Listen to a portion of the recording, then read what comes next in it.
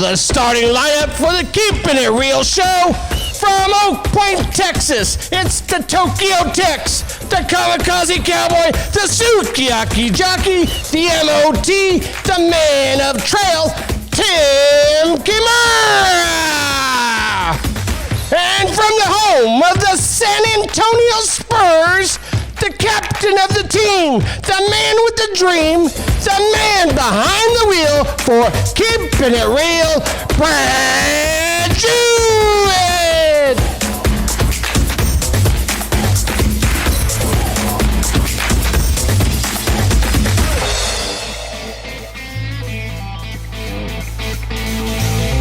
Hello, everybody. Let us know where you're tuning in from tonight.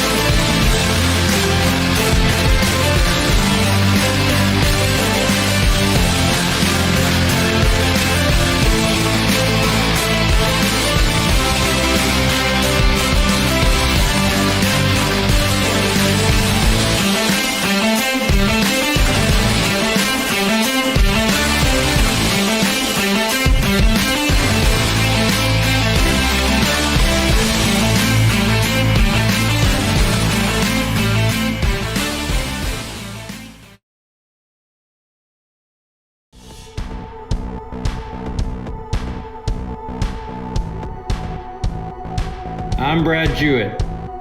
I'm Tim, the Trailman. Keeping it real. And now, Brad and Tim.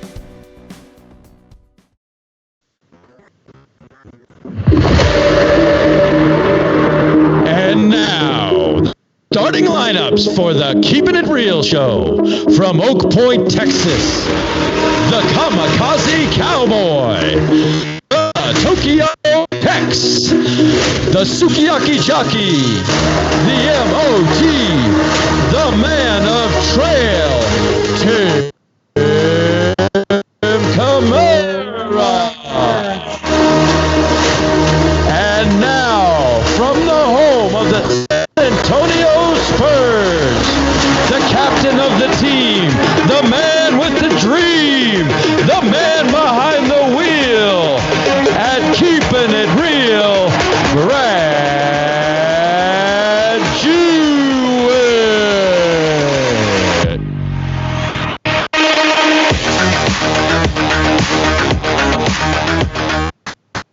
Gets me every time, Timmy. Gets me pumped. Ooh-ah. Ooh-ah. Aw. Let's do it, man. We need a Marine in here or something. I know. How's Hey, that you haircut, look man? good, Tim. You look good. Look at your haircut. Can everybody see his haircut? That looks slick. 2-hour wait. That sports clips today. Hey, Oh my god. it was worth the 2-hour wait. Well, that's all day long. All day long. So it's all good. It's all good. How about you? You all good? I'm great, dude. I'm great. I had a great day. It was beautiful here. The sun's starting to fade now. Looks like we're going to be getting some rain coming our way, and I think up north where these guys we're going to be bringing in here shortly are coming from, they're going to be getting some rain too. But it never stops anybody. We all got covered arenas now. No reason to stop riding. Let me give a big shout out to my friend Ashley Dunbar, who's out there tonight. Hi, Ashley. Oh, did we see Ashley in there in the house? Yeah, I saw Ashley. I want to give her a big shout out. Yeah, we got 200 in the house right now, ready to listen to some wisdom. Hey, before we do, we want to make sure everybody's set up for the rest of the week. Wednesday, we got off the phone about an hour and a half ago with Jim and Deanna Searles. They'll be coming in here. And then, of course, Type the Topic Thursday. On Thursday, we'll have some phone-in guests for that show. And then on Friday, we've got Lainey DeBoer and Valerie Kearns coming in for some equitation lessons. So everybody make sure that you tune in the rest of the week as well. All right, let's bring them in. Let's bring them in. Mr. Cleve Wells and Steve Heckaman, thank you guys for coming in today. Good evening. Good evening, guys. Can we hear you? All right, I can hear them. We have audio.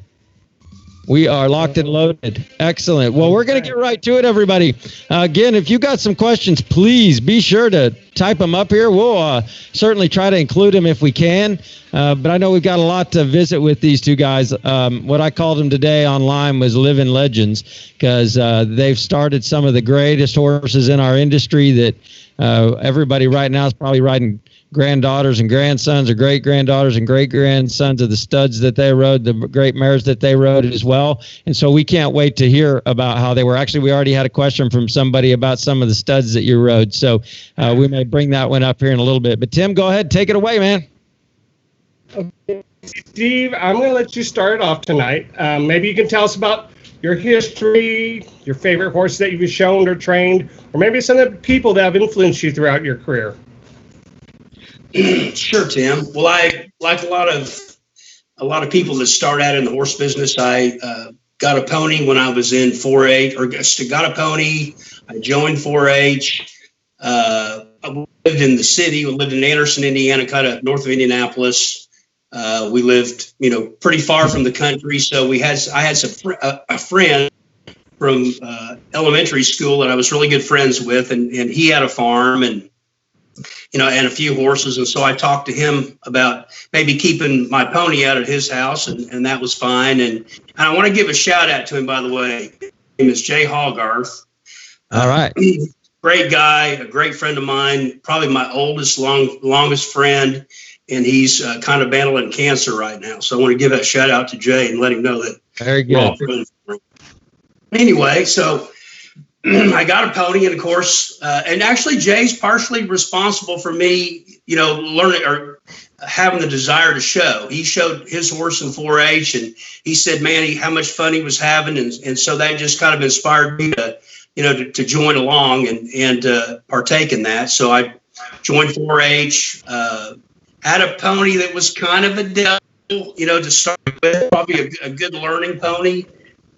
He reared up all the time, kind of taught me to be a problem solver early. And we kind of got through it, and I stuck with it and kind of proved that that I had, that I had the desire and the ambition to kind of see through. So he contacted a local horseman. It was a famous horseman named Jim Fuller, who was more into the halter horses, and told him he was interested in buying me a prospect. Now, he didn't believe in, buying a finished horse. He wanted to buy something that, that was young and maybe had some ability, but he wanted me one to develop that ability and get the advantage of learning from making mistakes. And so I credit my dad for being the first person that kind of made me learn to be a problem solver and kind of beginning my training, my idea of kind of wanting to be a horse trainer. So in the effort to find this horse, Jim took me to Texas to look at a young horse kind of on my spring break at Larry Sullivan's in Gainesville. And I just kind of had an instant connection with Larry and his wife, Karen. And I think I was maybe 12, 13 at the time. And I asked him for a job, right there on the spot. And he told me well, you probably ought to go home and finish high school. But if you feel the same way, we'll talk again. And maybe that'll be a possibility in the future. And as luck would have it, my last year in high school, I hauled a horse for the youth honor roll in the halter mares. And at the end of the year, the plan was I was going to have to give up the horses, sell my truck and trailer, and had plans to go to vet school. So I ran into Larry at the Congress, and he asked me what I was going to do. And when I told him, he said, hey, I've got an idea. Why don't you come to work for me? You can go to school half a day, starting at NCTC in Gainesville, and then after you get your basics all in, then you can decide, what you want to do and where you want to go, and that'll give you some more time to kind of figure out what you want, because I can tell you don't want to give up the horses. So my dad, as long as I was going to college, my dad was good with that, so he agreed to let me move to Texas and go to work for Larry, and that started my education and the process of me, learning about conformation and the horse business and the horse world and kind of getting, bigger education. Larry and Karen were great people, Christian people, set a great example.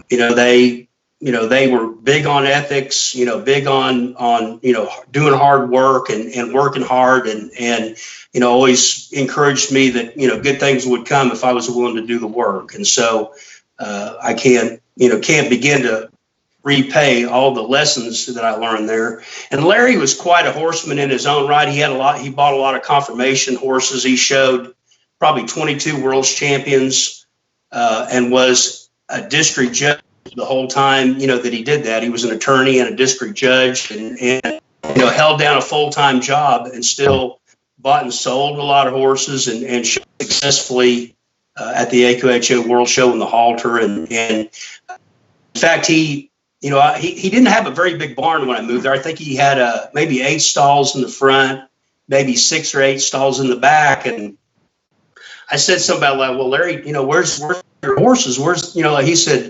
said, son, I just sold Skip a Star and TNT. We had both of them in the same barn at the same time. He said, if you have 2 like that, you don't need a whole lot. You just need one. And so that was, that was a great, education for me and kind of set the tone for my philosophy, kind of throughout my career. That's what some of my favorite moments on the show, doing this show, is hearing some of the people that have been people that have blazed the trail for so many other trainers coming in. When you have 2 great ones that, you just don't need a full barn, you know. But Well, I just love hearing things like that. I just eat it up.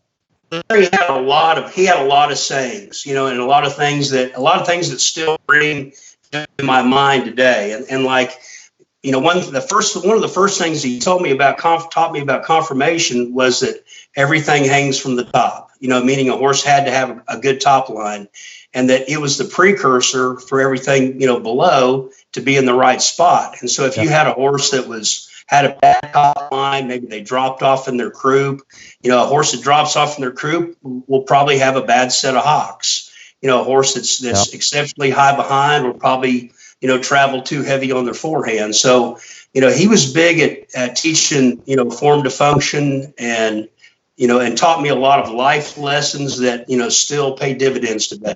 Awesome. So, So, Cleve, maybe you just tell us the beginning of your career too, and then we're going to catch you guys up in the middle, and we'll add some more in there. How's that? Sure, that'll work. You know, I think we all start out, you know, on the pony stage. You know, I listened to Brett and Cody the other night, and, you know, and Cody starting out on Bear, and, you know, I remember the same thing. I remember a pony showing up. His name was Big Dan, and he came in the back of the pickup, and they had to back down in the bar ditch to unload him out of the truck, you know. So I think we all get started there. And, you know, I didn't start out in the show horse world by any means. We just rode, trail riding, got into a lot of roping, you know, just at a very amateur stage level.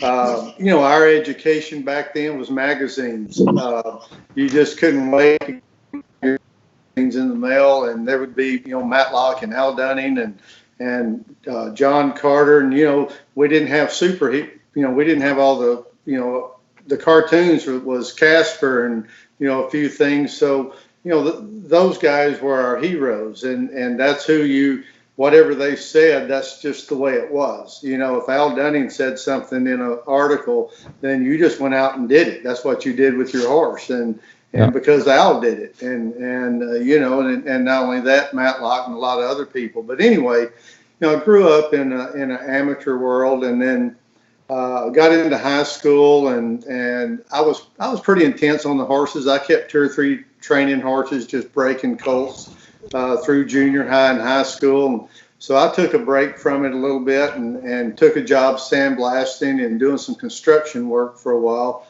And I went to work on a ranch in Lufkin, Texas, and I was building fence out there, and just working. And the gentleman that I was working for hired Marty and Jerry Stanford as Western Pleasure trainers at the time. I didn't know anything about a horse show or Western Pleasure, so I just kind of watched as I worked. And I remember, you know, it didn't make a lot of sense to me, but, you know, I kept watching, you know, and trying to figure out what, you know, was going on. And I remember they didn't know that I rode horses or broke colts or anything. And I remember one day Jerry got bucked off, and I was at the barn that evening, and, you know, I kind of slipped it in there. I said, "Hey, I seen that mare buck today, you know, get the best of you." And he was kind of, rah, rah, rah, rah. And I said, "You know," I said, "I've been around here about 6 or 8 months." And I said, "That looks like a horse I'd like to ride."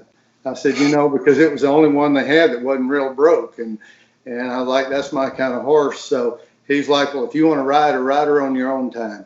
And I'm like, "That's fine." You know, I get off work, still daylight. So I'd get through in the evenings, because we lived on the ranch. Everybody that worked there lived there. And so I started riding her. Well, then he saw I could ride, and we kind of started, you know, building a relationship and a friendship. And then the colts came around that next year, and I kind of moved up. He asked me if I wanted to move up off the construction crew on the farm to the you know, training barn. And I'm like, "Yeah, you know, I would do that."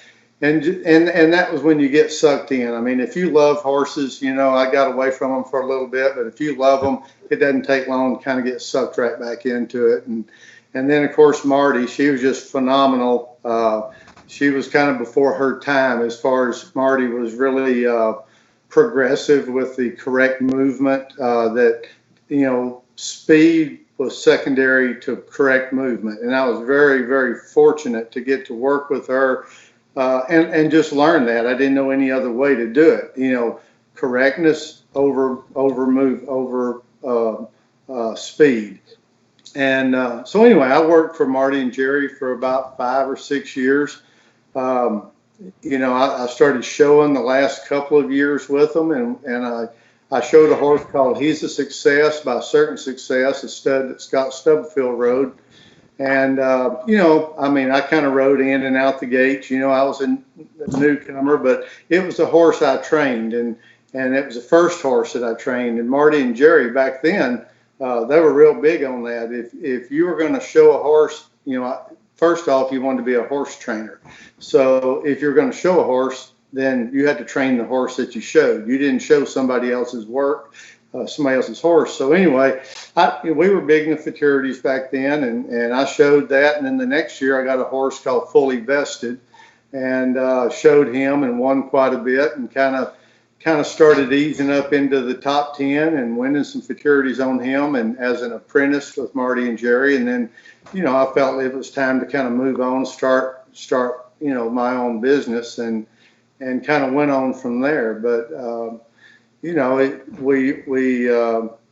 just grew up, loving the horses, grew up in it, don't know anything different, still pinch myself to think that we get to play with the horses every day and work with them. But that's kind of my upbringing and my career with it, and the starting of my career, other than just really accelerating the show end of it from there. So, do you want to go in, Brad, or can I go? Go for it, buddy. Okay, okay, thanks. Okay, so now I've got your guys' I'd say childhood or younger days. So I kind of want to know about your first moves into Congress, showing a higher level. I kind of asked yesterday how you guys were introduced, since we didn't have leveling at that time, or leveling where you had to go against the bigwigs or be introduced to the bigger names of that era. So can you guys tell me how you were introduced to that, how you showed against them, if anyone talked to you, or what you learned from that bunch? I'll go Steve first again. Well, I want to make a statement that kind of ties into my education with Larry Sullivan, and that's that, back in the time that I worked for him, there really weren't any dedicated Western pleasure bloodlines, back then. That was prior to Zipple Pine Bar, prior to the Investor. There was a horse called Poco Red Ant that was up in Illinois, that was by Poco Bueno, that was kind of siring, some pleasure horses. Speedy Glow in Texas, kind of had a reputation for being a good 2-year-old sire. But basically, the horses that we trained for Western pleasure horses were underachievers for what they were really bred to do. I mean, you didn't, because there weren't any pedigrees, you just had to use your eye and your sensibility about, one's attitude and their trainability. You had to use your eye for confirmation, and then also the movement to be able to pick, the best kind of prospect that you could, but everything was kind of an underachiever for what they were bred to do. And really, one of my first good horses was a turnback horse that Bob McLeod, that owned Colonel Freckles. We went down there, Larry and I went on a horse looking trip, and we stopped by Bob McLeod's to look at a cutter, and he had a turnback horse, and they just had him full drape. His head was, way up in the air, but I mean, his legs were slow, and he was good hawk, and he was good front leg and real rhythmical, and he took a full stride, but they just had to chase him to make him go forward. And anyway, we looked at the cutter, and we didn't like it. And so I said, Larry, ask them what they want. Why don't we ask them what they want for the turnback horse? And they said, we'll take $3,500 for him. So I said, well, we need to do that. So Larry and I agreed on that. We bought him. And the next spring, I won the Sun Circuit on him in the Senior Pleasure. And that year, that end of that year, he was reserve world's champion in the Senior Pleasure at the World Show. But he was by Pawnee Eagle and out of a daughter of Puddinhead. So he was really, kind of generic bred, and the Puddinheads were kind of cutters, and the Pawnee Eagles were kind of skipper W's, and, they kind of had a reputation for being tough. But he was a good mover and a good horse, and we ended up selling him, there at the World Show for, a lot, $40,000 or $45,000, which was That was a lot of money back then. But anyway, my next horse was Shy Prescription that I won the Congress Maturity on in '82. I think I was maybe 20 years old or 21 years old, then. But he was also, by Doc's prescription, who was a cutter. So he was kind of a little bit of a horse that didn't, live up to what his pedigree was. He was kind of an underachiever, as far as being a cutter. And I think they started him on cattle a little bit and just didn't think he had enough ability. Another couple of horses I had another good horse I had was Wesley's Playboy. And Jody Gallion had shown him earlier, in the Pleasure, and his wife had shown him in the hunt seat. But he's probably one of the most talented horses that I've ever ridden. He was kind of a clown, and I will say this: every really good horse I have ever had has kind of had a quirky spot. And Wesley's Playboy could lope and turn his head around and look completely behind him, and never miss his rhythm, never miss a step. Still kept the same collection, the same round, but he could look totally, around behind him to see kind of what the horses were doing coming up on him. But and he was a Dodgers Playboy. He was kind of a little bit of a generic, pedigree for that, for that era. But then I kind of got into the Zippos, and I had Zippos Duclaw that won the 3-year-old at the Congress, and then came back the next year. And Shy Prescription kind of started my reputation for being somebody that showed a lot of studs. And Shy Prescription was a stud that went on to be a breeding horse, and I don't know how good a one he made, but he went on to be a breeding horse. And then I had Zippo Jack Bar after that, and he didn't win the Congress; he was second, but just a really good horse and kind of way ahead of his time, and came in that era when Zippo Pine Bar was gaining a lot of notoriety and a lot of popularity. They were good horses. They were, they might not have fit the mold on conformation totally, but, you could kind of throw the book away when it came to ride them, because they, no matter what their conformation, faults were, they always, most all of them loped good and trotted good. So then after Jack Bar, I had Zippo's Mr. Good Bar, and that kind of started, actually Duclaw kind of started my association with the Darrell Saul family in Arkansas. And I credit Darrell and his wife Joyce and Rodney and Dean Saul for, giving me a great opportunity to show some great horses. They gave me Duclaw when they could have sent him to a lot of places. I was, really didn't have a very big resume myself, but they took a chance and sent me that horse. And then, that went well. He won a lot, a 3-year-old things. And then they sent me Good Bar, the next year and Duclaw back. So I really owe the Saul family, a great, gratitude of thanks for, being part of jumpstarting my career at a point when I really needed it. Sure. And then I had a few other horses. I had Dynamic Deluxe, was kind of in that, middle to later 80s. Had Principal Investment was kind of the beginning of my gradual changeover from the Zippo, pedigrees to the big investment, pedigrees. The Zippos were more angular, like they had a little more set in their hocks. They were more angular over their croup, more angular in their shoulders and pasterns. And, they just had more angles that sometimes if you didn't have it, if you weren't just lucky, everything didn't fall in place, where the big investments had a great top lines and straighter lines. And just kind of suited my purpose, at that area in my training career. So and then I had one more Zippo. I had a really good mare named Miss Zippo Win that won the maturity at the Congress. And then I had Miss Shirley Bars, who was Certain Potential's mother and Presidential Order's mother. And then she had Shurim Hot by Blazing Hot. And had several really good colts by Blazing Hot, and I think Born to be Blazing. And then, of course, Potential Investment was, kind of a product of my breeding program with Principal. And he was by Principal Investment out of Hot Rodder's Jet Set mare. And kind of, Principal was kind of Potential was kind of the culmination, to some degree of my life's work. I mean, he had all the characteristics that I look for, in a prospect, or a breeding horse. He was 3 inches higher in his withers than he was in his hips, so it was really easy for him to lift.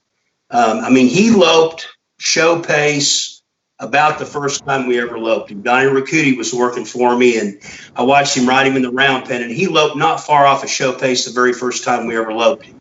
And his head and neck was straight up in the air, and his shoulders were up, and it's like, well, that's great. Just pet him and go on. But that really made me appreciate, that quality and look for more horses that had that. And then I've had other Congress winners, potentially yours, a career investment. I'm a Shady Amiga, most recently for the love of the game. So I've been blessed to have had, a lot of good horses, and I'm leaving out a lot of mares and a lot of geldings. Sensational Lollipop, she was a great mare, that came in that, kind of in that era. Anyway, that I was blessed to have a lot of good people and a lot of good horses. Well, that's cool. That's a great history lesson right there. As everybody's going, oh yeah, I remember that one. Oh yeah, I remember that. That was great. Oh my gosh. But what an awesome to be able to, for any of those of you that don't participate with your local 4-H groups, you need to get involved somehow. If you're a trainer, you need to allow them to come over and watch some of your horses and get involved, because that happens almost every night that we're on here. Somebody gets on and talks about where they got their start in the 4-H, and you just don't know how many people that you'll be able to impact by just allowing them to come over and watch some good horses and learn. You never know what kid will decide that they want to call you back and say, hey, can I come work for you? And you never know, you may have the next Steve Heckaman or Cleve Wells or whoever coming up, in the next generation of horse trainers. But I know we got another long list here from Mr. Cleve Wells of some horses. So Cleve, let's kick that one to you. Let's kick that question over to you and let us know about some of your young storied career and coming up, and who was, when you guys go to the horse shows, who talked to you the first time and was like,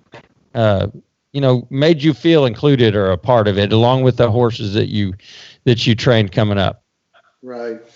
Going back to when I worked with Marty and Jerry, we rode a lot of investors, and we lived down in the Houston area, and Jack Benson, one of the founders of the NSBA, and he owned the investor, him and Brad McCamey, and they had Stallions Unlimited in Brenham, Texas. So we got some of the better investors. When I was working for Marty and Jerry, Marty trained 2 horses, one called Sure Investment and one called the Collateral.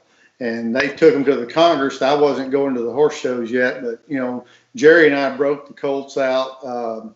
And then Marty took them over and did, the finishing training and stuff. And then they were first and second in the at the Congress that year. They put Tommy Mannion on Sure Investment and won it, and Jerry was reserve on the Collateral.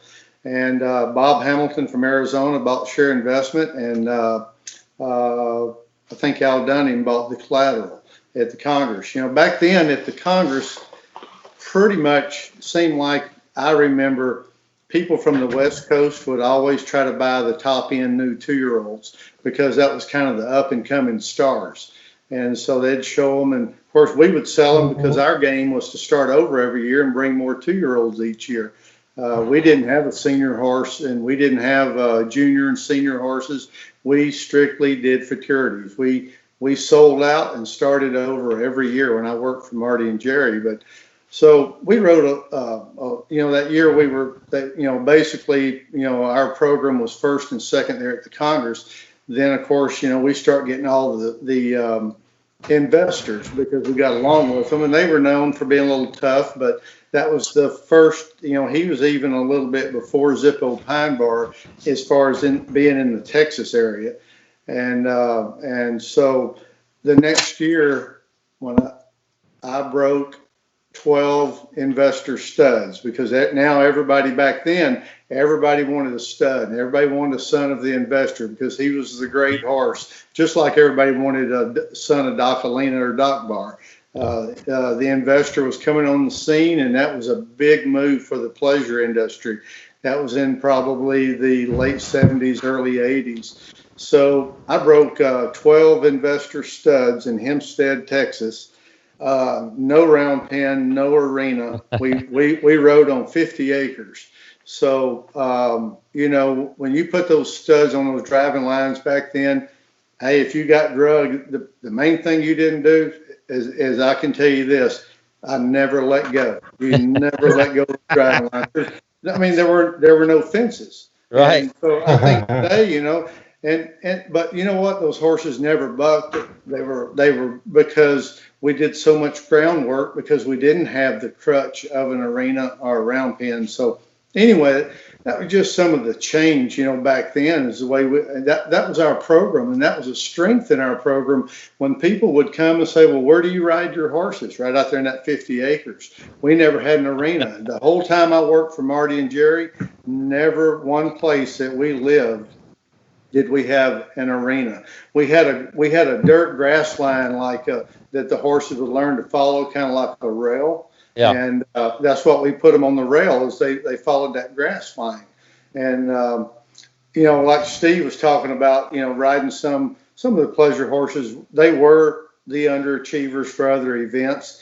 But I was fortunate enough to get to ride some of the best investors in the beginning of the industry. And, and break them out and train them. And Jack Benson was good to us. And that was a lot of fun. And working with Jack at that time, he was a great horseman and a great philosopher. He was always for the little guy. I called him pilgrims. Jack was like, the business is based on pilgrims.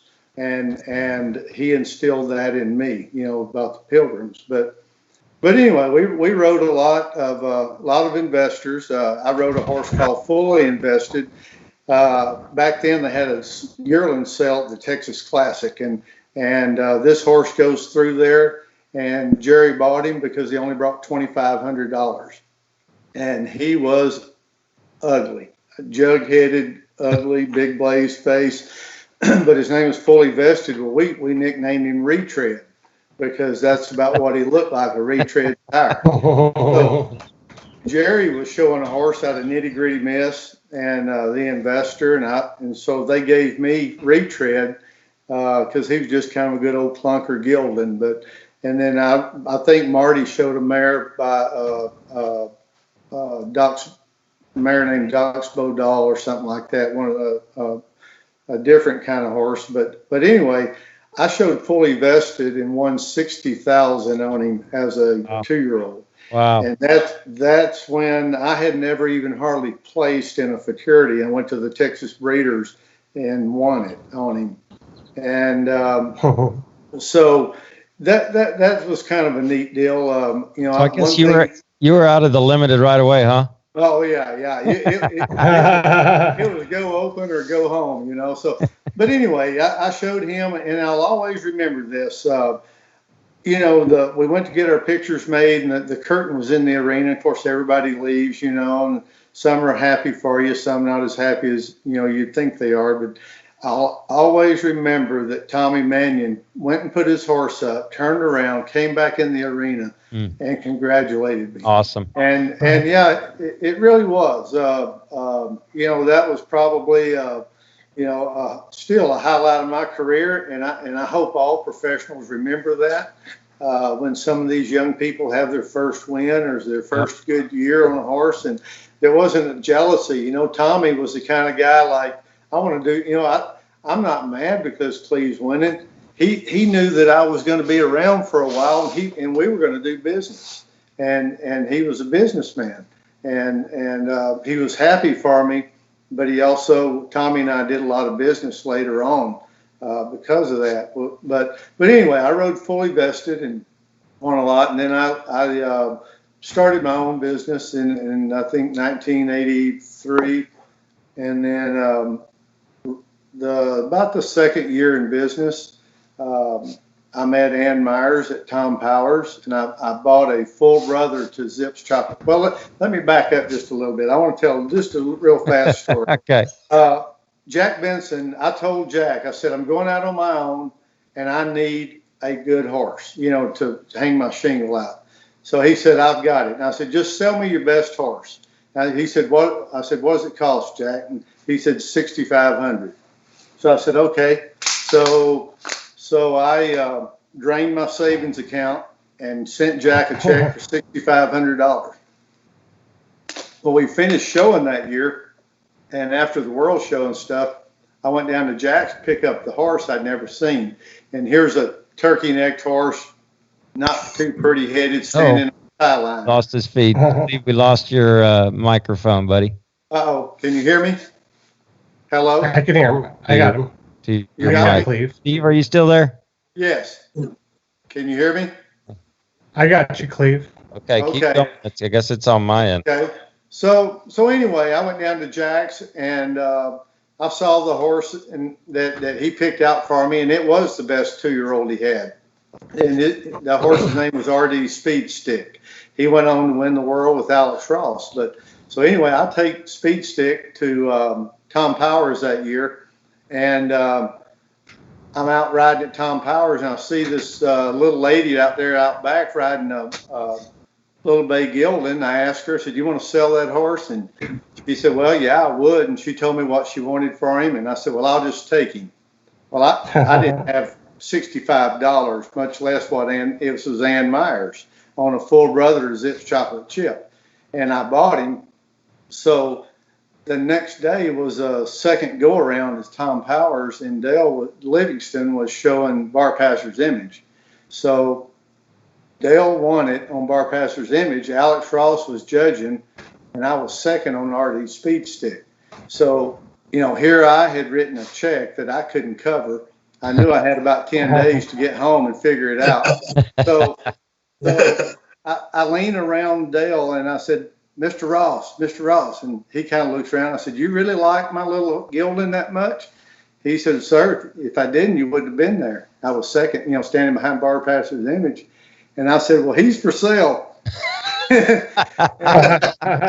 Before I could get out of the arena, Alex had sent Larry Little over and said, well, Alex wants to know what you want for your horse. I told him I sold RD Speed Stick. I bought the full brother Zips chocolate chip. Alex went on to win the world on RD Speed Stick and the Congress. He was a great horse. And then I met Ann Myers in the deal. And, that's just how business goes. Yeah. If you'll reach out there and take a chance. And then Ann Myers, I bought this 2-year-old, and she said, well, I've got a yearling I'll send you next year. I like the way your horses go. Okay, Ann. So then next year, who do I get unloaded at the house? Little mahogany bay stud called Zips Chocolate Chip. Nice. And then, of course, that story, that could be a whole nother session on him. But anyway, that's how your career evolved. Yep. I mean, I got a great horse, and I reached out on my own, and I spent my own money. And you can't expect a customer to spend their money if you're not going to spend your money. And that's the way I played the game. I still play it today. And but anyway, I went on and rode Chip, and then of course I had Chip's Hot Chocolate, Hot Rod and Zippo, One Red Hot Zip. Those are just descendants of Chip that were great. Chocolate Silhouette. I can't remember the mare that we sold. I can't remember her name that Pam Foster showed. That was a great mare by Chip. So he definitely put me on the map, and I tell people today, Zips Chocolate Chip, I still make money off of him today. Just the reputation and the horse he rode, and he was great, such a great horse to be around. But when I was building my career, I wanted to make a living riding horses. I never set out to be a world champion. I hope that I rode some world champions, and I hope that I was able to take a horse to be a world champion. But I never look at myself as a world champion. That's something you're supposed to give to the horse. You're supposed to give the resume to the horse, not yourself. And that's what we're all doing this for, is for the horses. And sometimes I think we lose that a little bit. But I always wanted one good horse. I said, look, I want one good horse, maybe 2 or 3, one or, just a couple. But then I needed 15 to 18 horses to make a living. And the problem that I realized real quick, that if I got too many show horses, that I couldn't ride as many horses in a day. You can break a lot of colts. I can ride a lot of colts Right. and be a colt breaker.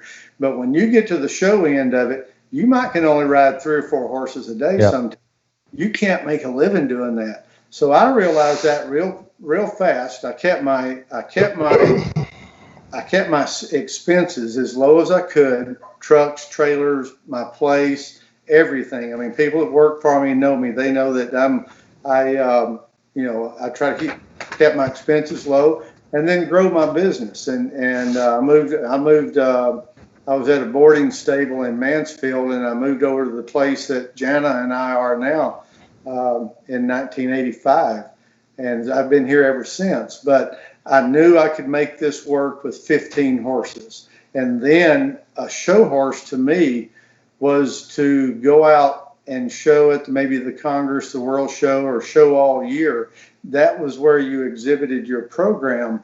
And when you exhibited your program, then people decided to send you horses. You showed them a good horse, and I can make it. If you have a good horse, I can make it a good horse. And we did business. And that's kind of how I evolved. And that's my thought process of building Cleve Wells Quarter horses through the years is to put resume on horses, make great horses, make horses great, and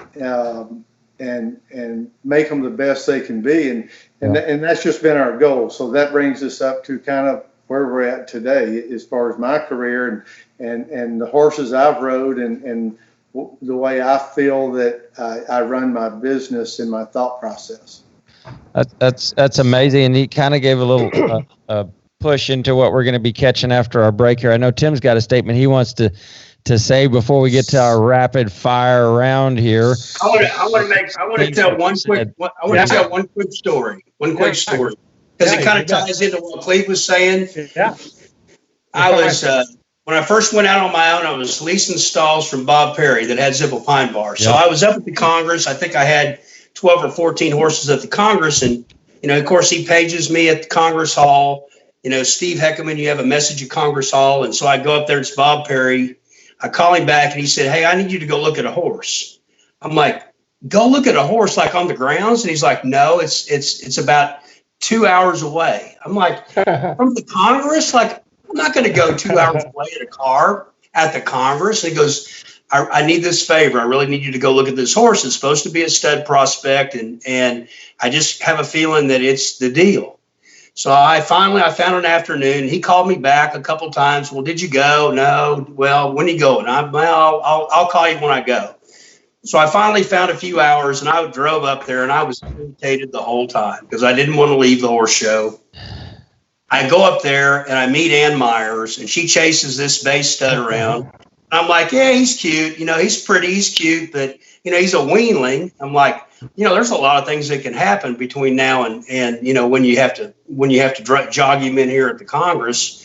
So I went back and Bob called and said, "What'd you think?" And I said, "He's a cute horse, but he's not going anywhere." He said, I said, "If I were you, I'd just leave him there maybe till they start him. When you could watch him go walk, trot, and lope around, then we'll go back and buy him." So I kind of left Chip sitting on the table there. Hey, Steve, thank you. I didn't ever say thank you. Cleve says thank you, Steve. If I hadn't been so irritated, you'd never got him. It just worked in your favor. I am almost positive that is a story that none of you have heard before right there. I think it may be the first time Cleve heard that. I don't know. Yes. Wow. All right, Timmy, let's go. I haven't told it a lot because I wasn't very Proud of that moment. I was very proud of my attitude. I'm kind of feeling like if you'd have bought him, I might not be here tonight. I doubt that, Cleve. I know what you're saying. A couple of things. Go ahead, Timmy. So far, I mean, just wow, what a history lesson we've had in the last 30 minutes here, and so many breedings, so many things going on, so many moving parts, right? I mean, where do you go to get this type of information or just the story, right? I mean, we all have horses that are related to all these horses they're talking about, but you really don't get the story of the horses themselves, right? Exactly. I mean, that's just what's amazing for me right now, just listening to it. I'm overwhelmed with information, but like just watching the people, oh, I have this type of horse, I have this type of horse, and everyone has a piece of this, right? Yep. So nowhere else are you going to get to hear these two guys talk like this, right? You're not going to go to their stalls and they're going to tell you all this stuff, right? Absolutely. So, again, I appreciate them being here tonight. And with that, I get to do my rapid fire. So, with a little music and a few cards. Now, ladies and gentlemen, it is time for rapid fire. Okay. All right, tonight we have their cards ready, right, Cleve? You got your cards ready. I know Steve's ready. Steve printed his he typed his up tonight. Steve's ready to roll. We got multiple choice tonight. The question will be popped up on the screen as well. Are we ready? Wait, hold on. Cleve. I've got to grab my cards. Well, when I asked, got to talking earlier, and hey, Brad Jewett. Yeah. I'll just say it. A, B, C, or D. Do I have time for a trivia question tonight, Brad Jewett? Actually, we're going to do that. We've got. Hey, it's got to be a really good one. I do have a good one. Because I got a $100 gift certificate from Kimes Ranch Jeans that we're going to give away tonight. So it's got to be a really good question, Tim. All right. Okay. This is our trivia question before rapid fire. Then, okay, I get to do it. I'm going to do it. Name the other three rats that have been guests on Keeping It Real besides Cleve and myself. There you go. Name the three other people who were born in 1960, the year of the rat, who were three of our guests. Got to give them all three that have been on the show and their year of the rats. All right. Now, boys, you guys, question number one. Are you ready? You ready, guys? Here we go. Ready. Question number one. How do you like your eggs cooked in the morning? How do you like to eat your eggs in the morning? A, over easy. B, over medium. C, scrambled. D, I don't like eggs. I gave you a choice. Two B's, both over medium. Me too. Okay. I'm over medium. Me too. Okay, if you had to take a shot at the bar, a drink, what kind of shot would it be?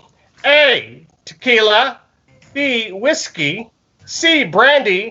D, sake. Tequila brandy, or sake.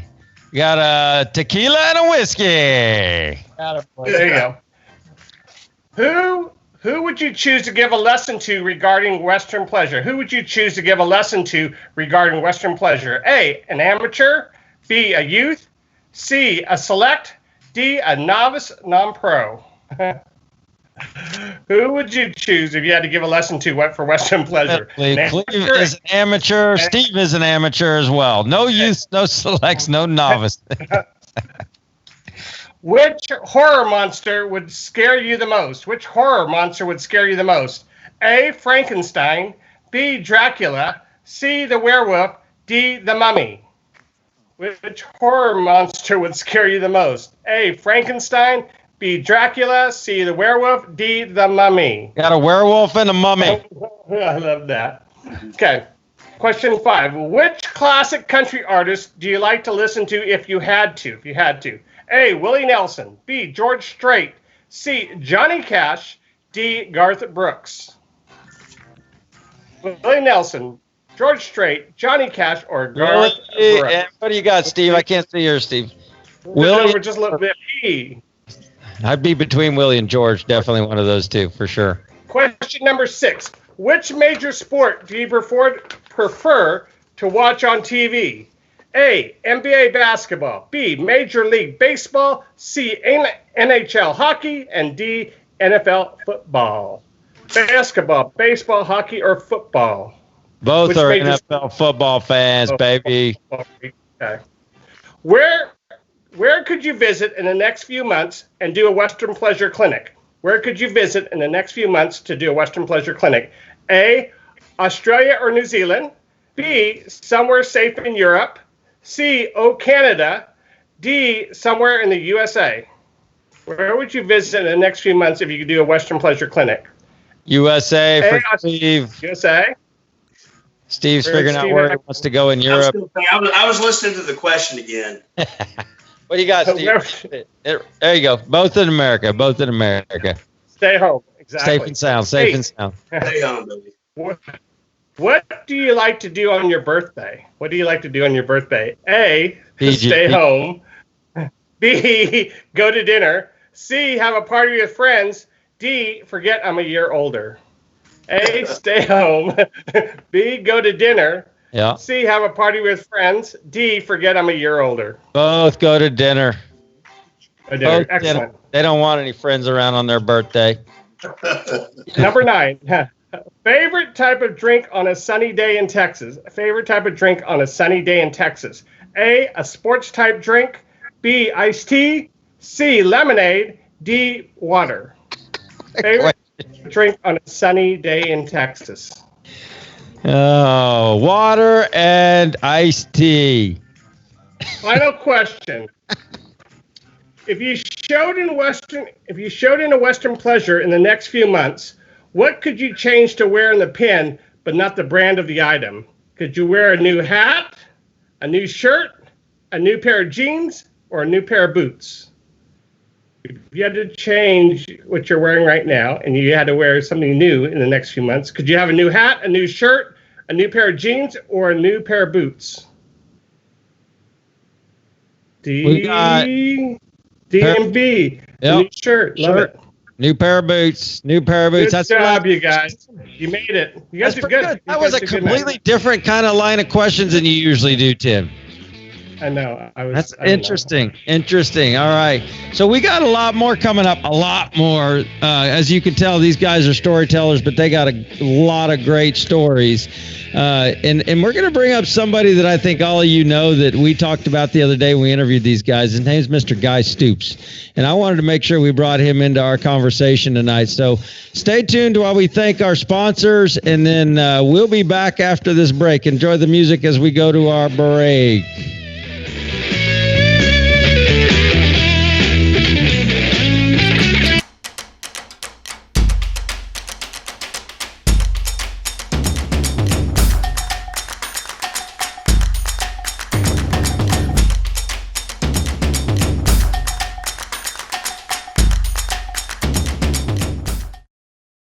Every once in a while, something comes along that could be a game changer.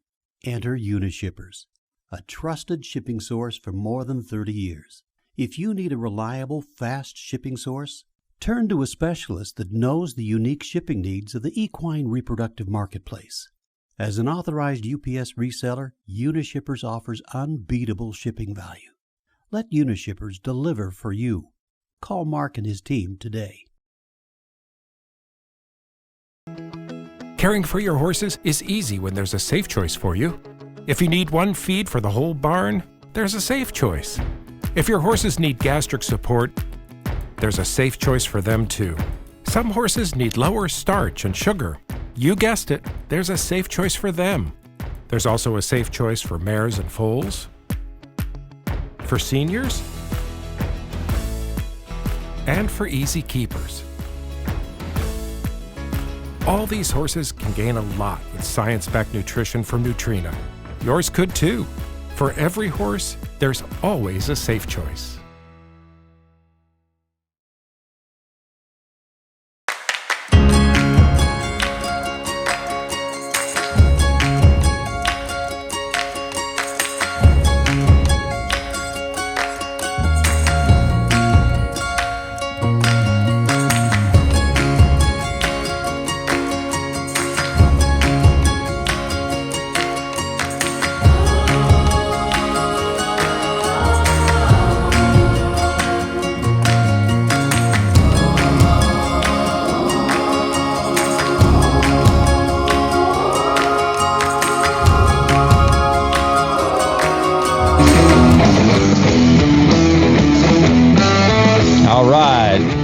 Welcome back, everybody. So as I promised on the other side of the break, I wanted to mention, and Coney, you can bring in Cleve and Steve here. I just wanted to mention Guy Stoops for a minute, because going back to what Cleve was telling us about Tommy coming back into the arena, and that was just one of those moments for Cleve that just kind of stuck out in his head. Who are some of the mentors that you saw at the horse shows, the guys that were doing really good, all that? that kind of impacted you? And I got to say, you know, at least 3 times a year, Cleve or Guy would always come down here to San Antonio, where we had our little horse show over here at the Rose Palace, and that guy was just always an inspiration to me. You know, whenever you're kind of beating your head up against the wall, that guy always came out with a smile on his face. He just looked like every day was a new day and a great day. And it was just really inspiring. And then the first time I ever went to the Congress and I saw Guy Stoops there and he's winning this or that, and he's still the same guy. He comes up to me and talks to me. Hey, Brad, how you doing? Hey, how's your day today? You know, not how you did and did you win anything. It's not about that. It's just about, like, how are you today? And so I just want Steve and Cleve to kind of touch on that, if you guys would, because I know you guys knew him much better than I did. And, you know, we're sorry to not have him here anymore with us, but please, both of you, and we'll let Cleve start if that's okay. We'll let Cleve start since we had Steve start on the first half. We'll let Cleve start with this, and then Steve, please come on in and share. We don't want to take too much more time on this subject, but I definitely think that if Guy were here with us today, he'd already been on our show, as I already said the other day when we were having our interview. But since he's not, I figure like you guys are just as qualified as anybody to be able to talk about it. You know, Brad, Guy Stoops, not only just being a great man, like a very likable personality, big man, you know, big man. He was everything that you just said. He was a very nice person, a very good horse trainer. But Guy was very well educated. You know, he went to he skied downhill skiing in Minnesota or Michigan on a college scholarship, and so he was very educated, but just a good person. If you thought of if it had anything to do with Houston, it was Guy Stoops. Horses in Houston, you had to know Guy Stoops. Guy always talked about ride for the brand, and Houston was his brand. Houston, Texas. Guy moved down there, and Houston was proud of Guy, and Guy was proud of Houston. He was a mentor to me. He helped me a lot. You know, when I would get rocked up on the balls of my feet, or you know, I get a little snappy sometimes, a little short, and Guy would come over there and he'd always talk to me, Cleve, you know, chill out. Hey, you know, let's go have a beer or something. Let's go ride around. I mean, Guy helped me so much, and just kind of what I call get me back flat-footed a little bit. And that's just what he was good at. And when, like you said, hey, he wanted to win. He wanted to make a living riding horses like everybody. But he didn't want to beat you on your bad day. Guy wanted to beat you on your good day. Therefore, he was always raising everybody up. And then, you know what? We'd ride in the show pen and we'd compete. And a lot of times he did beat us, and he beat us on our good days. Yeah, that's good. Steve, add on top of that if you would. Well, I just, you know, remember Guy being a really kind, you know, person. And you know, when I had my car accident back in the late 90s, I was in the ICU in Tyler. Was in ICU for a month, and some days that you know they had me completely, you know, unconscious, and other days they would have me a little more coherent. But one of those days, Guy came down to see me, and it's a long way from where Guy lived. I mean, he lived down by Houston, and so from Houston to Tyler, you know, it had to be a good 3 or 3.5 hours. But you know, Guy came up there to see me and check on me, and I had a tracheostomy tube in my windpipe, and I couldn't talk. Mm-hmm. And so, you know, Guy, once he realized, you know, that, you know, it was not going to be a regular exchange, he got a piece of paper and a pencil, and he drew a tic-tac-toe board.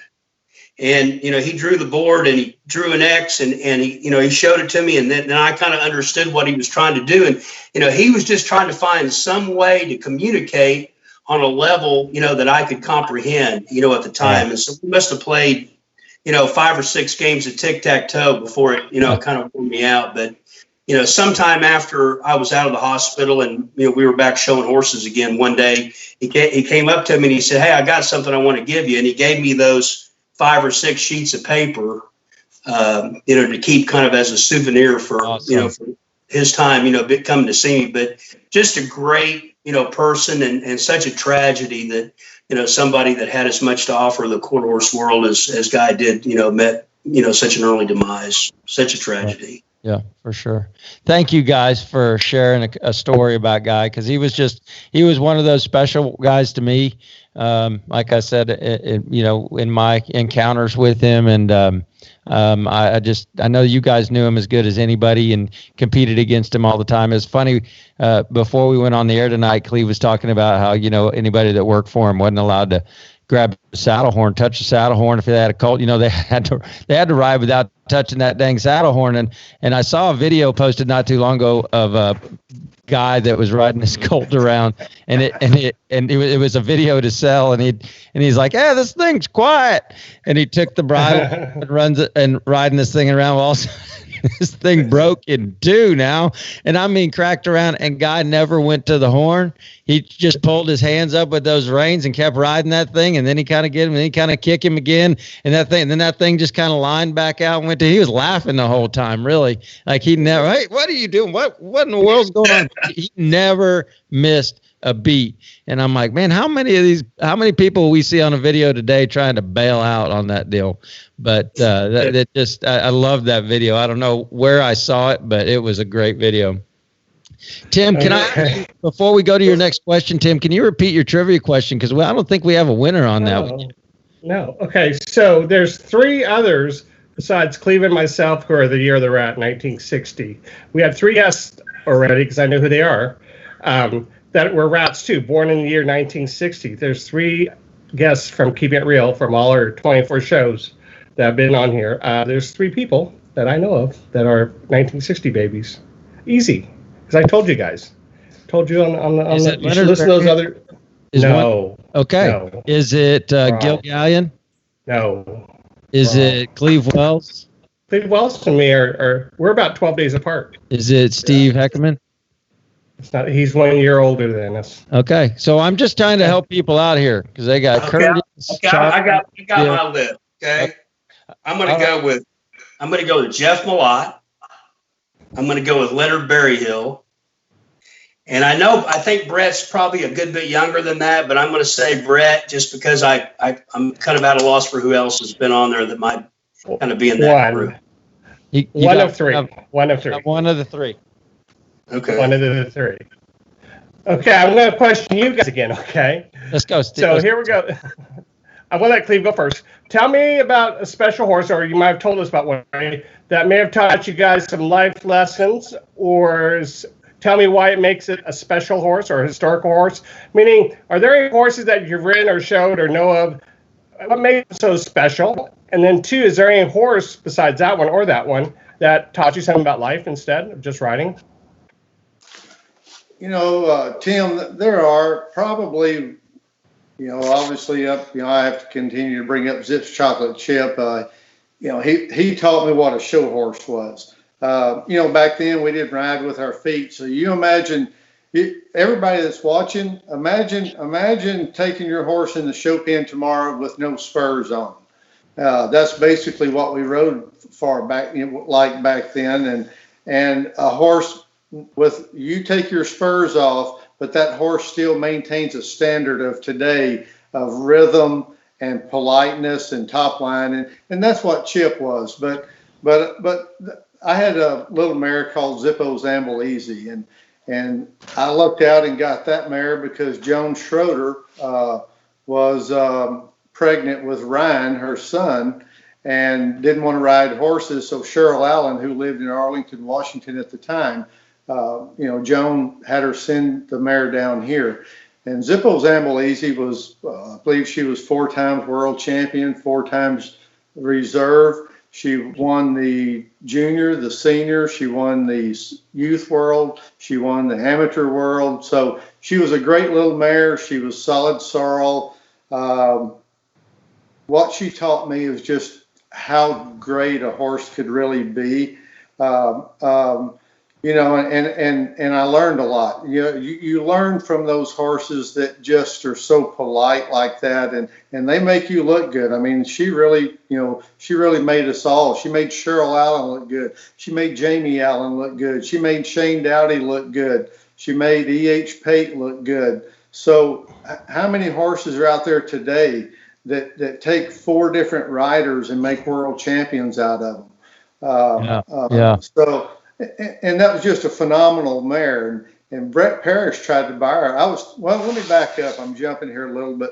When she was 2 at the Congress, for horse trainers, I was 10th on her at the Congress. And she couldn't trot real good because she was a weak jogger, but she could lope, and she did want to go slow. I mean, you could walk beside her loping. But she was just, her mind was so good. But she was 10th at the Congress. So, you think about that today, a horse that just doesn't come out and burn the barn down as a 2-year-old, come back as a 4-year-old, and bam, world champion for the next 5 or 6 years every time she stuck her head in the pen. World or reserve world champion. And I'll just tell a little story on her. Shane was working for me, and we were showing out in Tucson, Arizona. And Jamie would get this mare and play on her. She'd get the halter and lead rope, and they'd go ride her bareback. And, back then we just didn't like doing stuff like that. There wasn't any horses that you could go play on and then go kick their butt in the show pen. So Jamie would play on her some at the house, but they never really played on her at a horse show. Well, we got out there to Tucson, and Jamie's playing on her. They got yellow ribbons in her mane and foretop and all this stuff, and Shane's about to have a fit. He's over there, Cleve, they're messing my horse up, and this, and because he's got a show or 2 that day. And I said, you know what, Shane, maybe if they get beat today, maybe this is a good lesson. Maybe this is something to teach them to, don't be playing on that show horse like that. Anyway, we'll move on. She goes in there, bam, wins the non-pro, wins the amateur, wins the Shane, I think showed her one. So I came back and I told Shane, I said, look, I mean, what did that hurt right there? That's just such a great mare. We didn't have to be jerks and tell them they can't touch their horse and you can't go out there and play on it.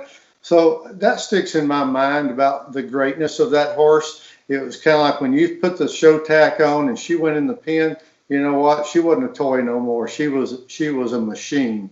And that's the way she took it. Come back out of that pen, she could play like that. And so she sticks out as being just a great horse, great mare. One Red Hot Zip was a great horse. He was a weak jogger when he was 2. I was 3rd and all the futurities on him. And then he won the world as a 2-year-old, got better jogging. And then obviously, he went on and won for a couple of other people. So, but those great horses, you know what? They weren't great because of me. I guided their talents and I guided their desires, but those were great horses that I was just fortunate enough to be a part of their career. And I learn a lot from those horses because you learn to allow that horse to show you what they can do sometimes. Don't dictate so much.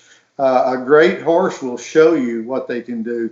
And, that's something I believe that I was fortunate to learn early in my career is to train horses, make each horse the best it can be, not what I want it to be. I hate to hear it when people say, I won't, because this isn't about what you want. It's about what can the horse do in a comfortable zone and go show and perform properly. And those horses were just great at it. Wow. Okay. How about Steve? There's so much there. I'm just trying to just take it in. I'm listening. That's going to be hard to follow right there. But you got it. Because I think I learned something from every good horse, that I had. But just kind of some general statements that I can make is that it taught me to stay the course on a good horse. In fact, Cleve told me something one time. I talked to him and he'd be riding on Sunday. And I talked to him a couple of weeks later and he'd be riding on Sunday. And I finally asked him, I said, Cleve, you ride every Sunday? He goes, yeah, every one. I said, well, why do you do that? Why don't you take a day off? He said, well, you know what? There's at least 48 Sundays in a year. He said, if I ride every Sunday, he said, I've got over 30 days more training, on my horse than my competition's got. Just a light bulb, went off. But You know, you got to have that. You got to have that desire and that tenacity and that work ethic to stay the course and do the work and be willing to say what I'm doing right now isn't working. I need to change something, whether it's changing the adjustment of a bridle, changing your spurs, changing bridles, completely. Sometimes I've gone 180 degrees on a horse that I knew there was some talent in there, but I wasn't getting it with my method, that I was using. So I would go 180 degrees and see if it made, a little bit of improvement. And sometimes if it did, that told me what direction, that I needed to go. But, those are just some of the things, working on Sundays, when necessary, birthdays, holidays, just changing it up. But when you show, trust your training, trust that you did your homework, you haven't missed any holes, and trust, that you put all the right stuff on there. Another thing I would say is don't be afraid to ask another opinion from a trusted competitor. And I think that's one thing I know in Texas, it's commonplace. If I had a problem with a horse and I tried a lot of different things and I couldn't get it figured out, I might call Cleve and say, hey, I've got a horse that's doing this. What would you do?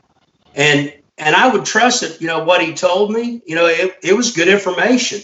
And he was being, very legitimate and very honest about it.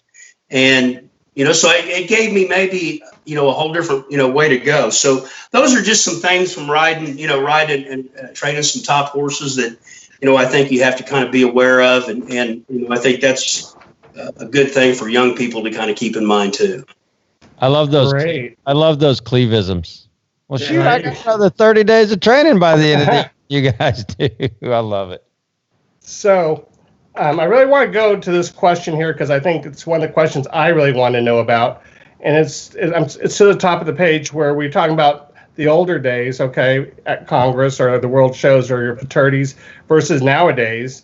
Like, what's the difference? Is that you guys, can you teach us what happened in the past and what do you see now in the present day, either the Congress, the fraternities, the World Show, and the Western Pleasure classes? Cleve, you want to start? Yeah, it goes back to like we were talking about Jack Benson and breeding the investor. They started breeding for movement. They started breeding a horse in the early 80s to do Western Pleasure. So it started becoming a breed, just like cutting and reining and halter. It became a standalone.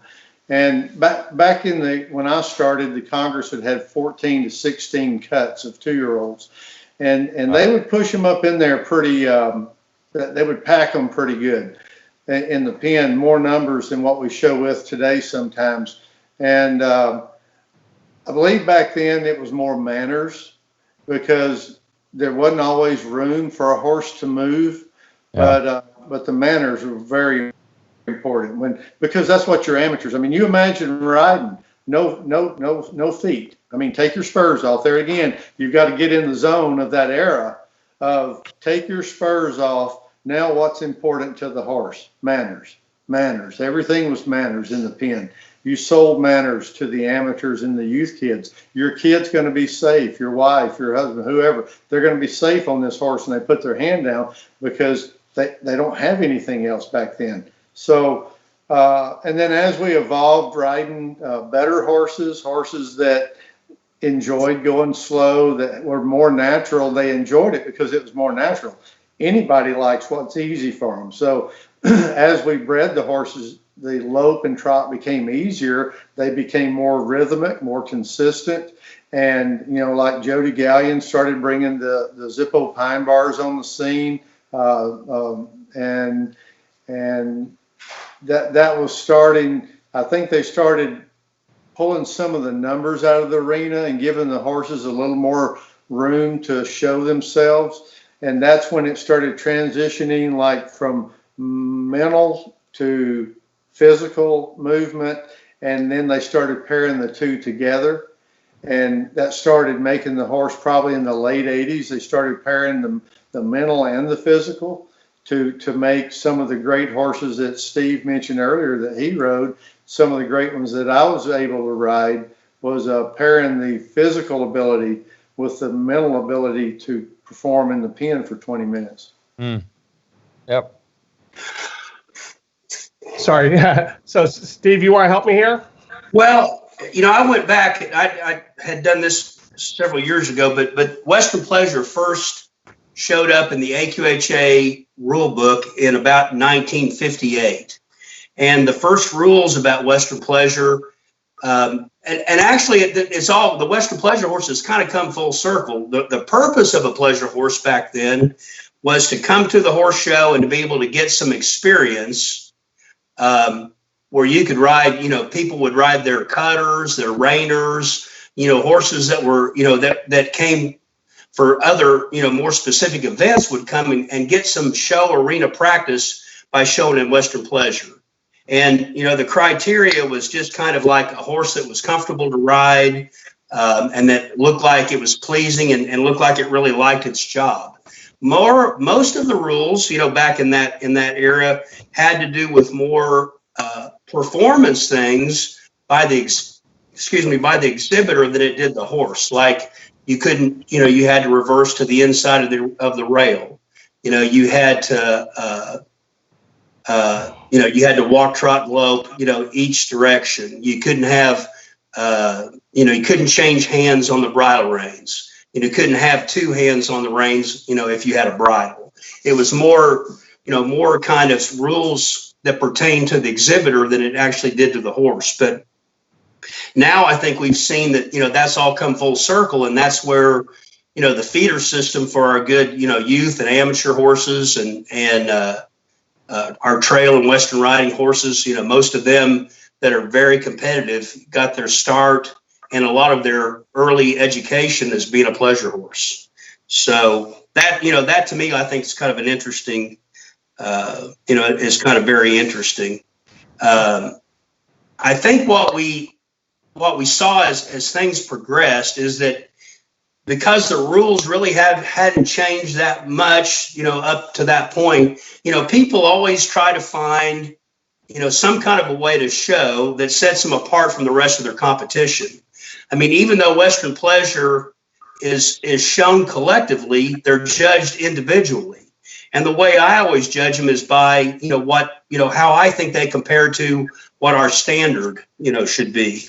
And even though there is some kind of comparison horse to horse, for me, it's kind of comparing, each horse individually to how they apply to the standard. But anyway, in an effort to try to stand out, people have kind of gotten into some negative fads. And when those fads, are rewarded, at the show, then that, they eventually turn into a trend.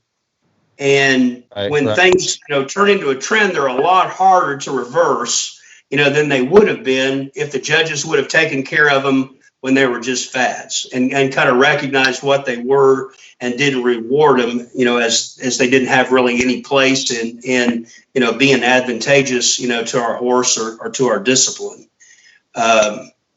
So that, that led us to have more directives and eventually sometimes rule changes and things. And I'm talking about, maybe the low heads that, that were, prevalent in the, early 80s, early to mid 80s. And then, recently the overly canted, horses and horses that moved in a really unbalanced manner.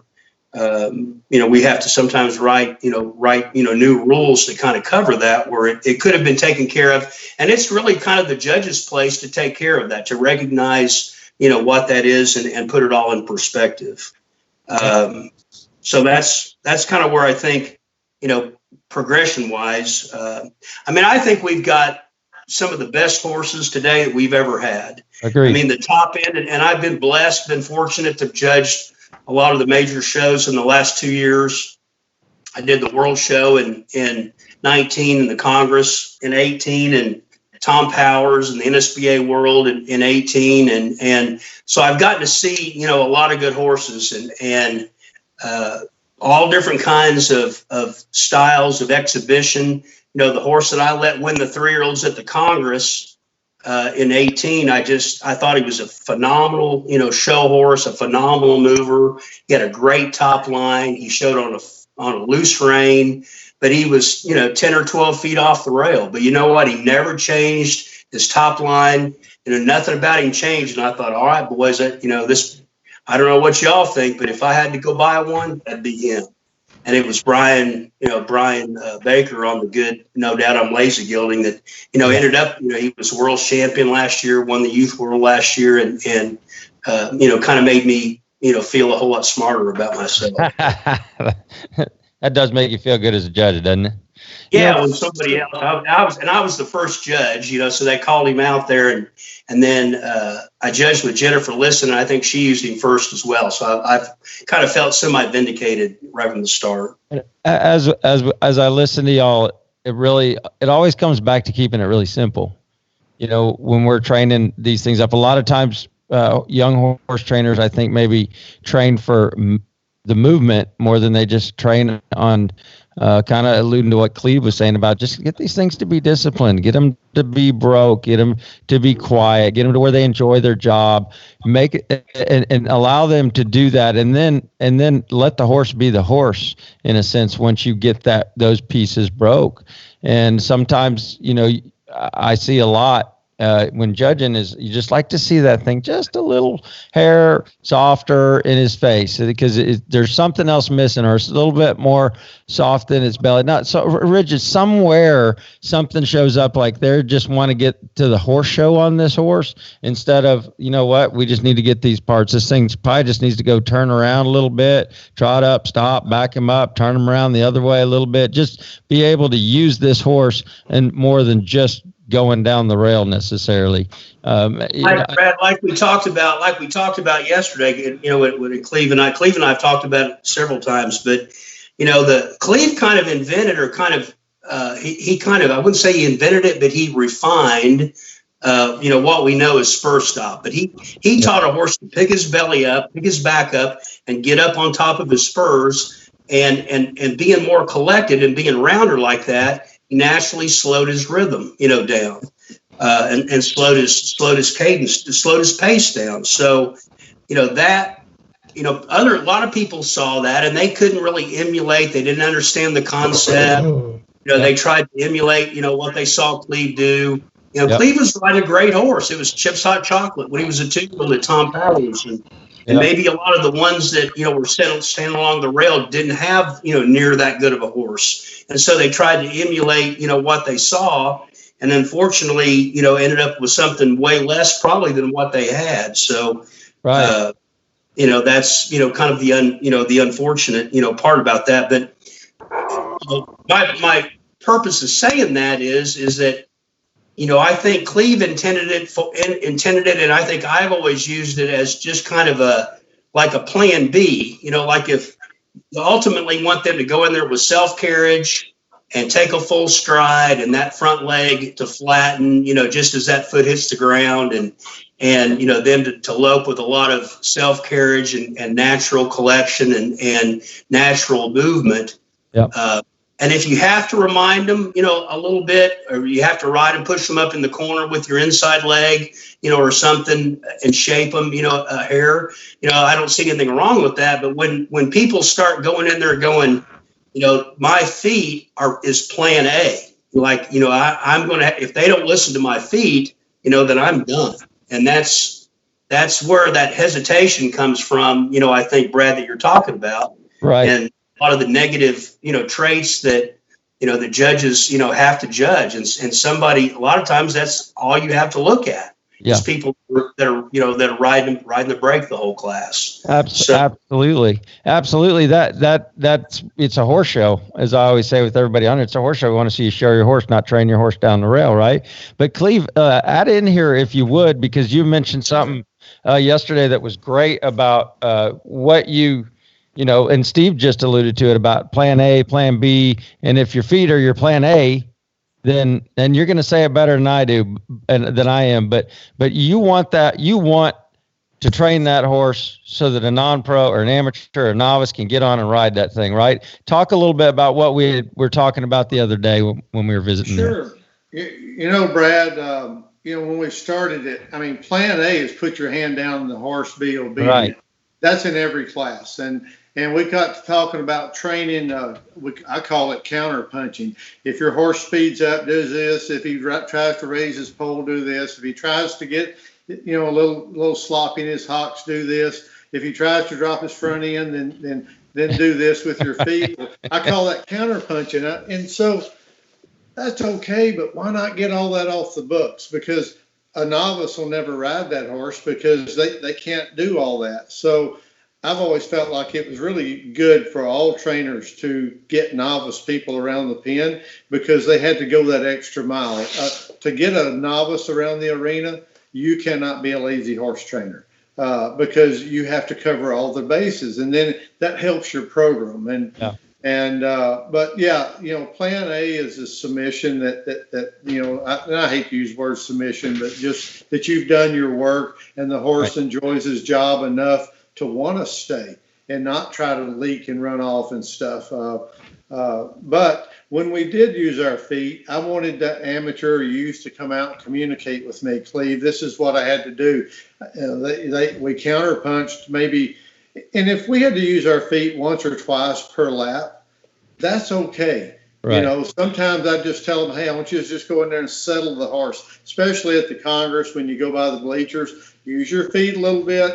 Don't lose the horse's pole. So that's where the feet came in handy, is just keep the pole down below the withers and keep the hock open to the horse's nose, and just keep things going forward. And so you used it as a positive. And if we had to use our feet in a negative manner, I wanted to know, because that's what I was going to get up in 3 in the morning, and we're going to go back out there and ride and fix that, because we did not accept, just because we won, we might have won the go around.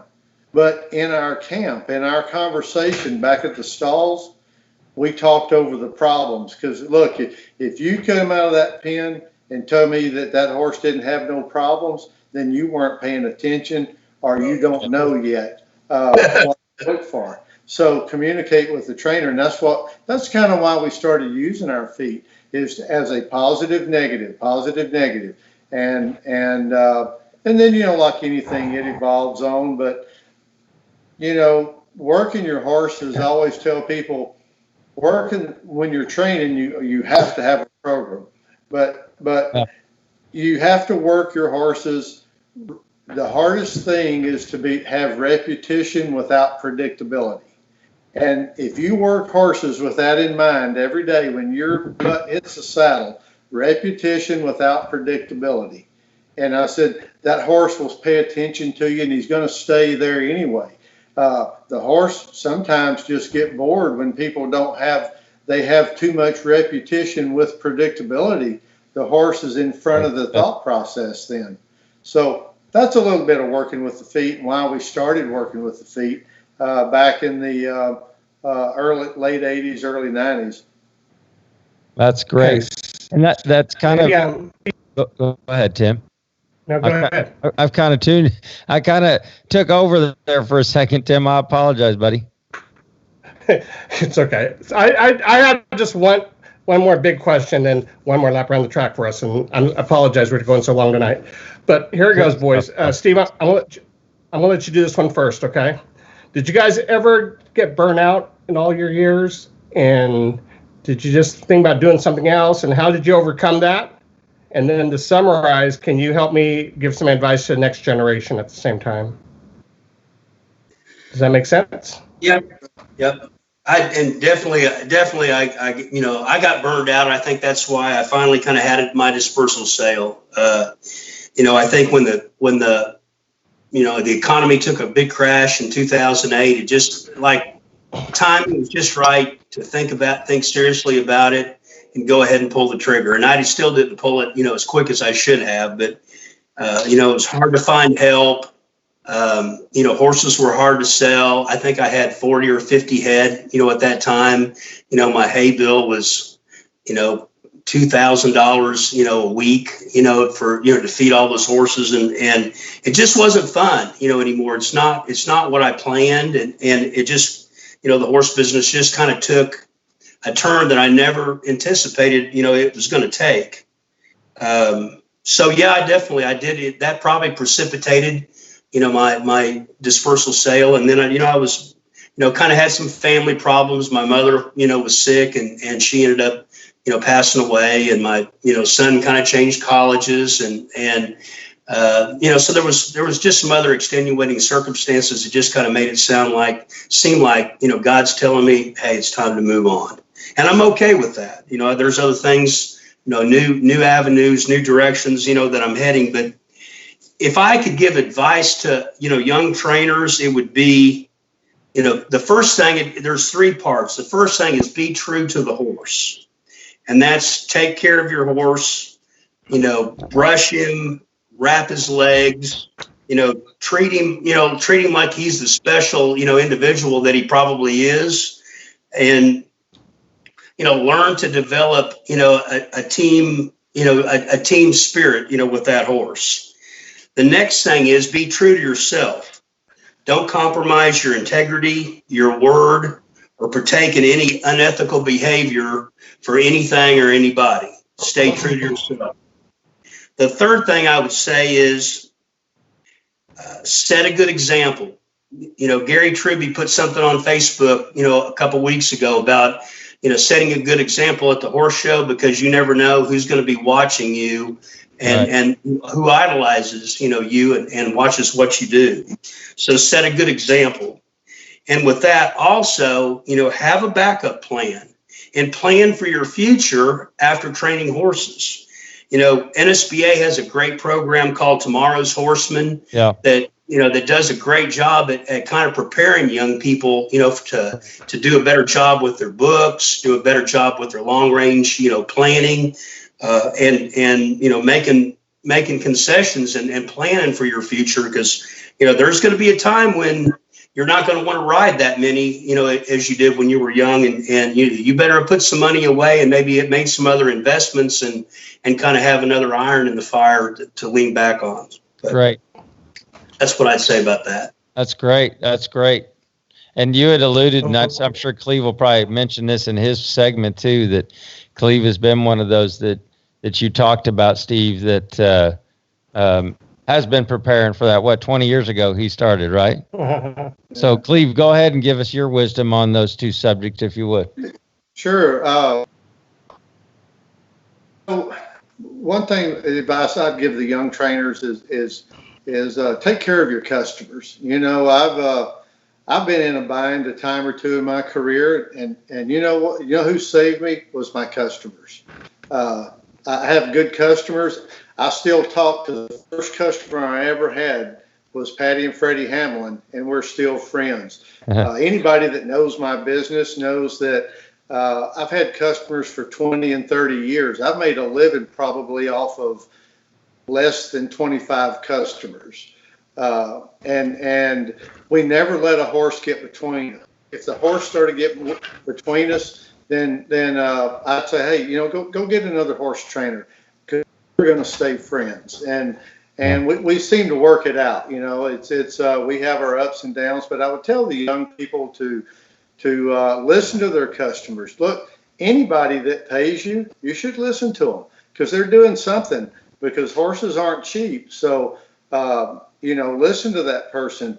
My success today comes from my customers. I'll give that 100%.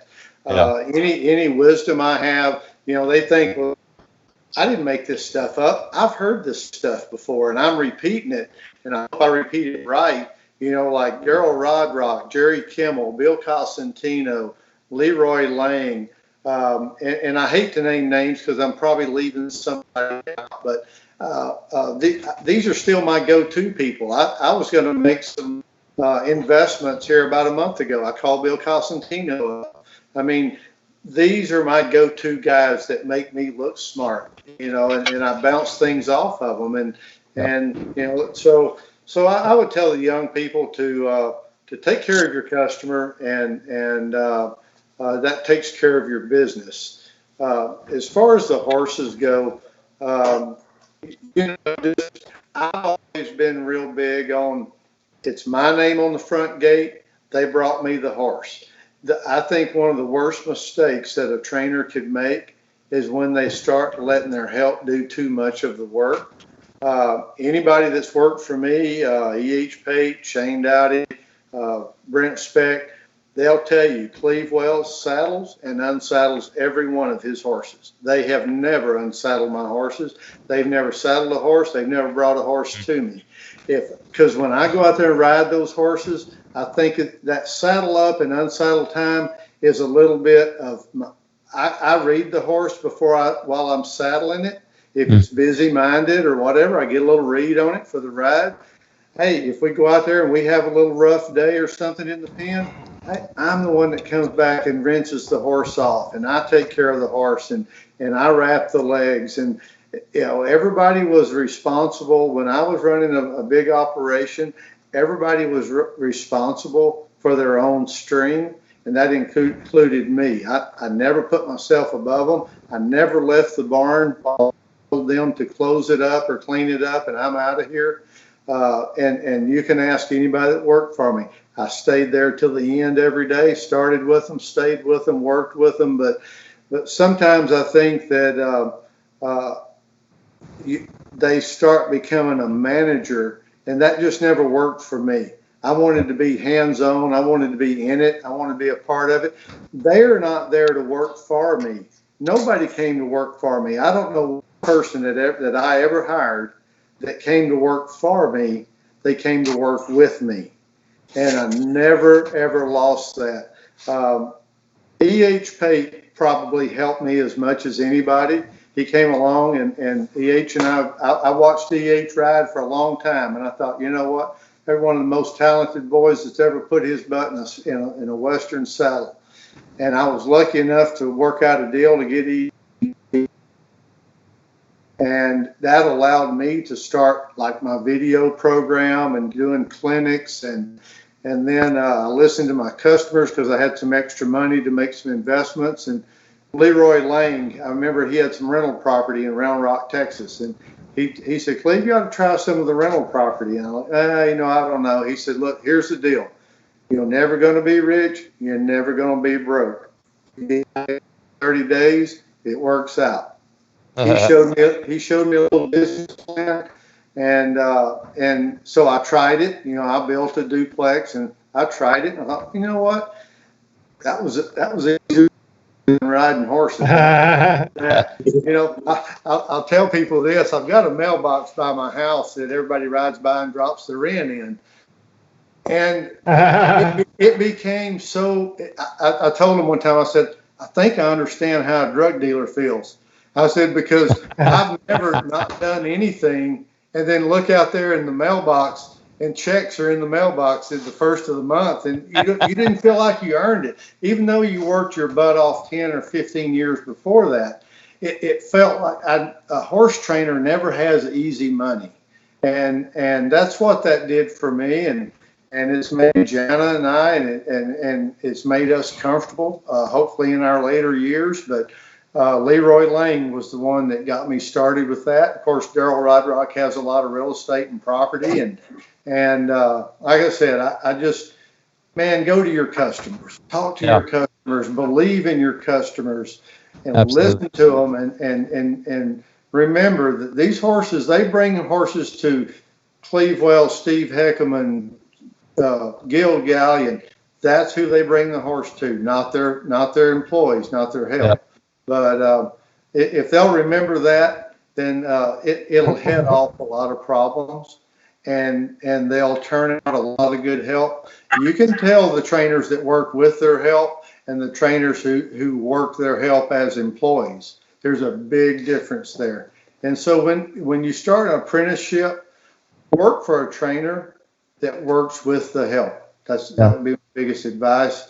And don't ever complain about how much we make per hour. Sometimes I'm like, well, you'll hear somebody say, they make 50 cents an hour. You ought to see the horse training. They get on a ramp. I'm like, you know what? You shouldn't have become a horse trainer, because here's my philosophy. If you didn't know that for the horse trainer you were working for, if you didn't figure out how much time it took and the dedication and your family has to support you, not just yourself, family, my parents, my aunts and uncles, Christmas and Thanksgiving all went away to be a horse trainer, because that's when your youth kids have time off and you got to be at horse shows. So it takes a lot of support like that. But don't complain about the time, because I still pinch myself like I get to ride horses all day. I still get to ride horses. And so you got to love it. And there's a place for everybody in this business, whether it's training, breeding, hauling. There is a place for everybody that loves an animal and loves a horse, can be a part of it. It's a great business and it's a great lifestyle. Wow. Okay. Okay. So, that's overwhelming again. These guys, every time they talk, it's like I'm going to church and it's like, wow, what's a sermon? And it's like, this. And I have to go back to Steve for one more time, because I talked about this at the beginning of the show, that I have to talk about you winning the Jack Benson Award from NSBA in 2019. And I'd really like you to just touch base with that for just a second or two and tell me what that meant to you. Well, it's just, having known Jack Benson, when I kind of first moved to Texas, and I met him, through Larry Sullivan, and of course, seeing him at the shows and riding with, him riding with Cleve and Jerry and Marty. And he's just a great guy. I mean, I had so much, the utmost respect, for Jack and just being a horseman and buying the investor and being a stallion promoter and a stallion breeder and somebody who was an innovator. I mean, he was one of the ground level people that devoted his time and energy and money to develop the Snaffle Bit Association and get it off the ground. And visionary. I mean, he could see down the road, that if we kept riding 2-year-olds in a bridle, that our shelf life for those colts wasn't going to be very long. Yeah. And that we needed to, as the fraternity money, got to, started coming in and getting bigger, that we needed to do something to protect, the well-being of the horse and make them last longer. And so I just, so to win that award in Jack's, that's a recognition of Jack was just a tremendous, honor for me. And I was so, pleased to have Diane, Eppers present it to me. I mean, I've known Diane for a long time. I've worked with her, in NSBA, when she was president, I was the vice president. And so we had years and years of history, there. And we still have a great, relationship, a great communication. We talk about crisis fund things, all the time. And by the way, I'm working on an idea that I think is going to be a game changer. I can't get into any details, but I'm working on what I think could be a game changer, through the crisis fund. And so, keep your eyes open, hopefully later on. But awesome. Anyway, just great, great working with Diane and Stephanie and everybody at NSBA. And I just feel, blessed to have an opportunity to do that. Yeah, exactly. Tim, I think you said it best. It's like going to church, because I was convicted tonight a couple of times. just the sheer work of it, honestly. There's just so many good nuggets in here tonight, and I hope that all of you were here from the beginning, because we got deep at about an hour and a half, and it started getting into some of my favorite things, and that's about our future, the future horse trainers, some of the stuff that they need to hear. And so if any of you are out there that are watching, they have a young horse trainer, make them go on and watch the show, because these are two living legends. And I know either one of them, if you gave them a call, they would probably sit there and talk to you, because I know that they would for me. That if I had a question about anything, about my business, about how to train a horse or how to treat a client or anything like that, they would spend as much time as I needed to understand what I needed to understand. But I've written some things down tonight that when I show up to the barn tomorrow and my clients show up, man, that's right where I'm going. So thank you guys so much for your Bradford. This was a fantastic way to start the week. Thank you. Did we ever get a winner on the? Did we ever get a winner on the trivia We contest? did not get a winner. Cleve, we will have some. We will have some keeping it real hat for you as soon as they come in. We got for all our guests, but thanks again, guys. Y'all, we went really long tonight. I think this was our longest show, but it was needed. It was worth it. It absolutely was needed. Cleve and I are old. Cleve and I are old, so we got a lot to say. All right. Good night, guys. High five to you guys. Thank you. You guys are rock stars. Appreciate it. And hopefully we'll see you guys soon. Tim, we'll close it out here. Yeah. So we didn't get a winner. So guess what? We get to keep the gift certificate for right now for another night. We'll try again on Wednesday. So go ahead and tell your answer, Tim. So, Kerry Graham, Jeff Malott, Tommy Sheets. Jeff Malott, Tommy Sheets, the Rat Packers. Awesome. All right, everybody, we're going to take you out from our sponsors again. Again, if you have not subscribed to our YouTube channel, please do so. Go back and watch all of our other episodes. I posted the link here earlier so you can scroll back down and see it. And also thank you to our guests tonight, Steve Heckaman and Cleve Wells. And Wednesday night, we'll see you here for Jim and Deanna Searles talking a little West Done riding. Good night, everybody. Good night. Thank you.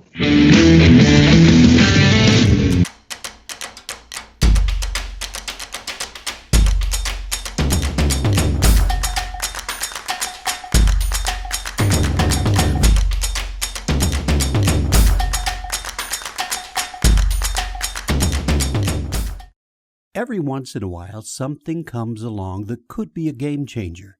Enter Unishippers, a trusted shipping source for more than 30 years. If you need a reliable, fast shipping source, turn to a specialist that knows the unique shipping needs of the equine reproductive marketplace. As an authorized UPS reseller, Unishippers offers unbeatable shipping value. Let Unishippers deliver for you. Call Mark and his team today. Caring for your horses is easy when there's a safe choice for you. If you need one feed for the whole barn, there's a safe choice. If your horses need gastric support, there's a safe choice for them too. Some horses need lower starch and sugar. You guessed it, there's a safe choice for them. There's also a safe choice for mares and foals, for seniors, and for easy keepers. All these horses can gain a lot with science-backed nutrition from Nutrina. Yours could too. For every horse, there's always a safe choice.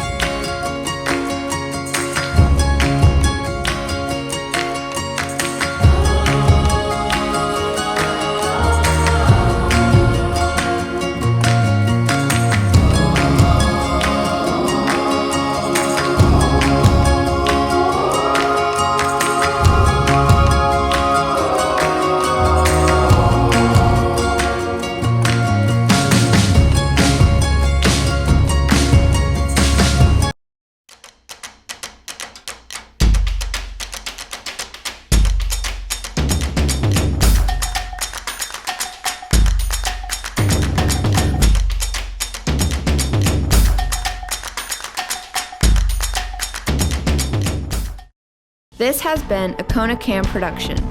Thanks for watching. Tune in next time.